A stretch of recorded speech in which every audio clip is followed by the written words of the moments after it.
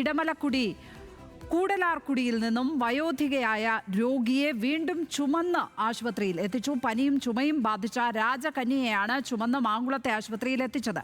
ഇടമലക്കുടിയിൽ നിന്ന് സഞ്ചാരയോഗ്യമായ പാത ഇല്ലാത്തതിനെ തുടർന്നാണ് രോഗിയെ ചുമന്നെത്തിച്ചത്.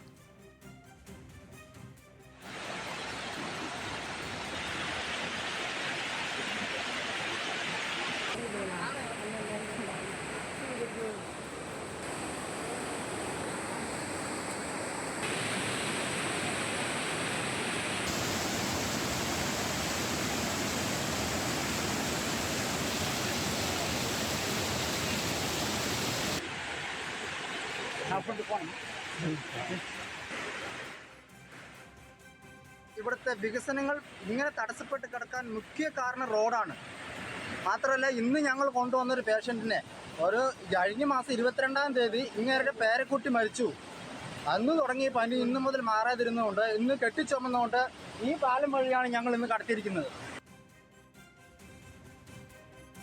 വിവരങ്ങളുമായി ആൽവിൻ തോമസ് ചേരുന്നു. ആൽവിൻ, കാണുമ്പോൾ ഉത്തരേന്ത്യൻ കാഴ്ചകൾ എന്ന് തോന്നാം, അതല്ലെങ്കിൽ ഒരു നൂറ്റാണ്ട് മുന്നേ ഉള്ള കേരളത്തിലെ കാഴ്ചയെന്ന് തോന്നാൻ പറ്റുന്ന വിധമുള്ള ദൃശ്യങ്ങളാണ് പുറത്തേക്ക് വന്നിരിക്കുന്നത്. ഈ ആരോഗ്യ കേരള മോഡലിനെ കുറിച്ച് എല്ലാവരും വാഴ്ത്തുന്ന ഘട്ടത്തിലും എന്താണ് അവിടെയൊക്കെ സംഭവിച്ചുകൊണ്ടിരിക്കുന്നത്? ആരൊക്കെയാണ് ഇങ്ങനെ പുറത്തേക്ക് യാത്രാ മാർഗങ്ങളില്ലാതെ ഇടമലക്കുടിയിൽ വിഷമിക്കുന്നത്? കേരളത്തിലെ ഏക ഗോത്രവർഗ പഞ്ചായത്തായ ഇടമലക്കുടിയിലെ ഒരു ദുരിത കാഴ്ചയാണ് നമ്മൾ കണ്ടിട്ടുള്ളത്. കൂടലാർകുടിയിൽ നിന്ന് 2 ആഴ്ച മുമ്പാണ് ഒരു കുട്ടി മരിച്ചത്. നമ്മൾ വാർത്ത നൽകിയാണ്. കാർത്തിക് എന്ന കുട്ടി വലിയ തോതിൽ പനി ബാധിച്ച ശേഷം അവിടെ നിന്ന് ആശുപത്രിയിലേക്ക് എത്തിക്കാൻ വൈകിയതിനെ തുടർന്നാണ് ആ കുഞ്ഞ് മരിക്കുന്ന ഒരു സാഹചര്യം ഉണ്ടായത്. ഇപ്പോൾ ആ കുഞ്ഞിനെ മുത്തശ്ശിയെ ചുമന്നുകൊണ്ട് പോകുന്ന ഒരു കാഴ്ചയാണ് നമ്മൾ കാണുന്നത്.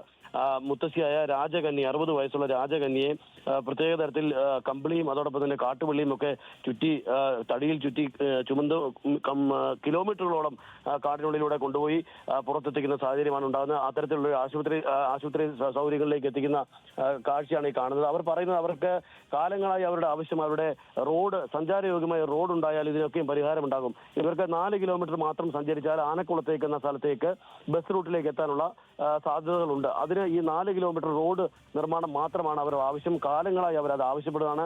ഇപ്പോൾ അത്തരമൊരു റോഡ് അവിടെ ഇല്ലാത്തത് കൊണ്ട് തന്നെ അവർക്ക് കാട്ടുപാതയിലൂടെ നിരവധി മണിക്കൂർ ചുമന്നു വേണം ഇവരെ ഇത്തരം രോഗികളായിട്ടുള്ള ആളുകളെ പുറത്തെത്തിക്കുന്നതിന് വേണ്ട സാഹചര്യമുള്ളത്. ഇപ്പോൾ മാങ്കുളത്തെ ആശുപത്രിയിലാണ് എത്തിച്ചിരിക്കുന്നത്. അവിടെ നിന്ന് ഇടമലക്കുടിയിൽ നിന്ന് ഏതാണ്ട് 60 കിലോമീറ്ററോളമാണ് ഏതാണ്ട് ദൂരം വരും എന്നുള്ളതാണ് പറയുന്നത്. പുറത്ത് അവർക്ക് നല്ലൊരു ആശുപത്രിയിലേക്ക്, മികച്ച സൗകര്യമുള്ള ആശുപത്രിയിലേക്ക് എത്തിക്കാൻ എന്നുള്ളതാണ് അവരുടെ വാദം. അതുകൊണ്ട് തന്നെ ഒരു മികച്ച റോഡ് സംവിധാനം അവിടെ ഉണ്ടാകണം. കാലങ്ങളായി പല പഞ്ചായത്തുകൾ പലരും ഭരിച്ചവരാണ്. MLA മാർ അവിടെ വരുമ്പോൾ, വോട്ട് തേടി വരുമ്പോഴൊക്കെയും അവർക്ക് റോഡ് ഉറപ്പ് നൽകുന്നതാണ്. പക്ഷെ അവർക്ക് റോഡ് ഉണ്ടായിട്ടില്ല.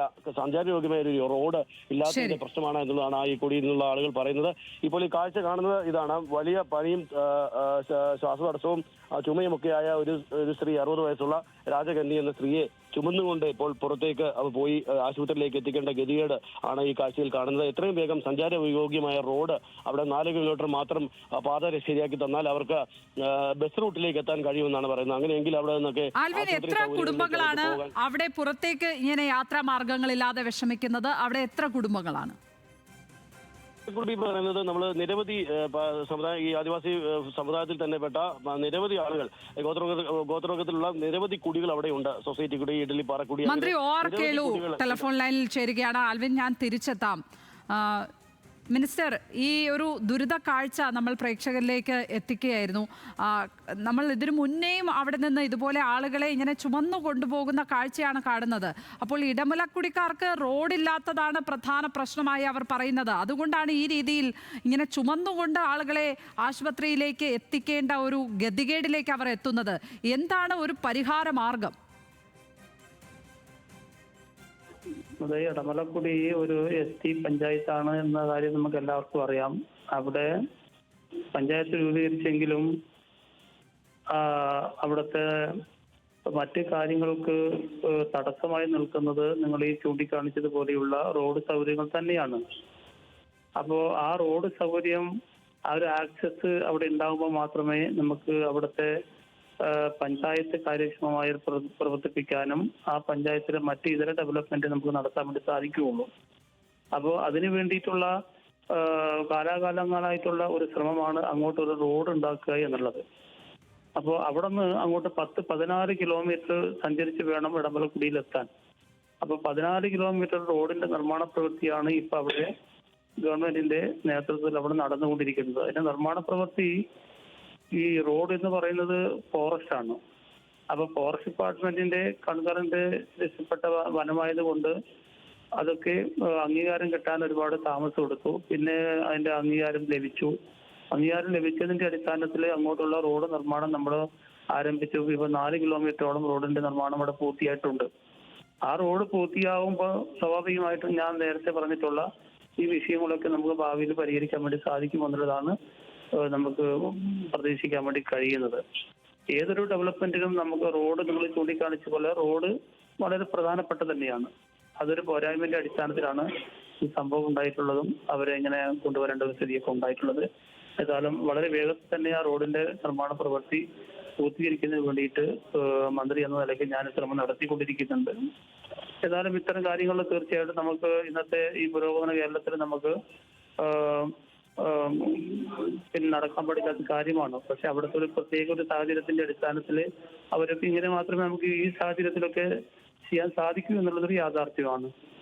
ഈ ഇടമലക്കുടിയുടെ ദുരിതങ്ങളിലേക്ക് ശ്രദ്ധ പതിയാൻ വൈകിയിട്ടുണ്ടോ? വളരെ വേഗത്തിൽ സത്യത്തിൽ ഒരു റോഡ് അവർക്ക് ആവശ്യമാണ് എന്ന് തോന്നുന്നു. ഇനിയും ഇങ്ങനെയുള്ള ദുരവസ്ഥകൾ അവർക്ക് ആവർത്തിക്കാതിരിക്കണമെങ്കിൽ, മുമ്പൊരു കുട്ടിയെ ഇതുപോലെ കൊണ്ടുപോകുന്നത് കണ്ടിരുന്നു. കുട്ടി മരിക്കുന്ന സാഹചര്യമുണ്ടായി. ആ കുട്ടിയുടെ മുത്തശ്ശിയാണ് എന്നാണ് മനസ്സിലാക്കുന്നത്. ഇപ്പോൾ അവരെയാണ് ഇങ്ങനെ കൊണ്ടുപോകുന്നത്. അപ്പോൾ ഒരുപാട് കുടുംബങ്ങളുണ്ട്, അവരിങ്ങനെ ദുരിതത്തിലാണ് എന്നുള്ള കാര്യം അധികൃതരുടെ ഒരു ശ്രദ്ധയിൽ പതിയാൻ തന്നെ വൈകിപ്പോയോ? അല്ല, അതിപ്പോ ഇന്നോ ഇന്നലെ ഉണ്ടായിട്ടുള്ള കാര്യമല്ല. നമ്മളിപ്പോ കേരളത്തിന്റെ പൊതുവികസനത്തിന്റെ അടിസ്ഥാനത്തിൽ ഇടമലക്കുടി ഒരു റിമോട്ട് ഏരിയ ആണ് എന്നുള്ളത് നിങ്ങൾക്കറിയാം, നമുക്കറിയാം, എല്ലാവർക്കും അറിയാം.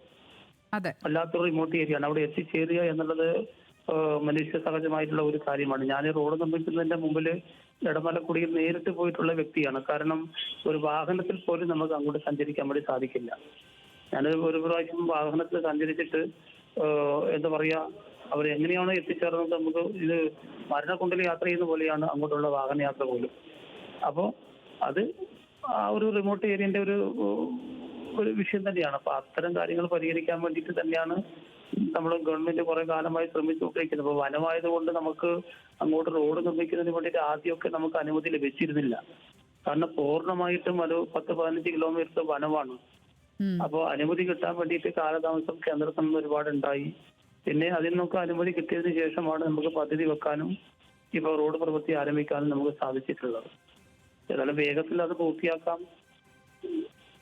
ശരി മിനിസ്റ്റർ, വളരെയധികം നന്ദി. ഏതായാലും ആ വിഷയങ്ങളിൽ വളരെ വേഗത്തിൽ ഒരു ഇടപെടൽ പ്രതീക്ഷിക്കുകയാണ്. വളരെയധികം നന്ദി ഈ വിഷയത്തിൽ നമ്മളോട് പ്രതികരിച്ചതിന്.